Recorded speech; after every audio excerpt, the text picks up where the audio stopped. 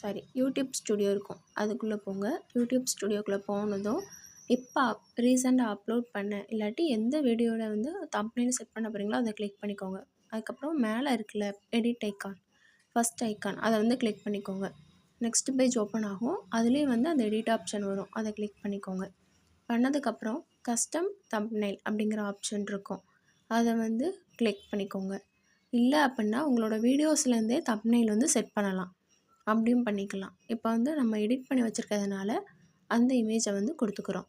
கொடுத்ததுக்கப்புறம் மேலே டன்னுங்கிற ஆப்ஷன் இருக்கா, அது கொடுத்தீங்கன்னா அது வந்து ஸ்க்ரீனில் ஃபஸ்ட்டு வந்துடும். அதுக்கப்புறம் கீழே வந்து டிஸ்கிரிப்ஷன் கொடுக்கணுங்கிறத கொடுத்துக்கோங்க. டேக் அந்த மாதிரி கொடுக்கறனாலும் கொடுத்துக்கலாம். கொடுத்ததுக்கப்புறம் சேவ்ங்கிற ஆப்ஷன் கொடுத்து சேவ் பண்ணிக்கலாம். சேவ் பண்ணதுக்கப்புறம் தேர்ட் ஐக்கான் இருக்கா யூடியூப், அதை கிளிக் பண்ணிங்கன்னா அது வந்து நமக்கு யூடியூப் சேனலில் வந்து வியூ ஆகும். வியூ ஆகும்போதே இந்த தம்ப்நெயில் தான் ஃபஸ்ட்டு வரும்.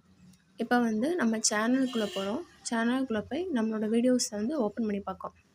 பார்த்தீங்களா, தேர்டு ஒன்னா சும்மா அதுக்குள்ளே இருந்த மாதிரி ஓப்பன் ஆகுது. இப்போ நம்ம தம்ப்நெயில் செட் பண்ணதுனால இப்படி வருது. தேங்க்ஸ் ஃபார் வாட்சிங். லைக் அண்ட் சப்ஸ்கிரைப் பண்ணிக்கோங்க.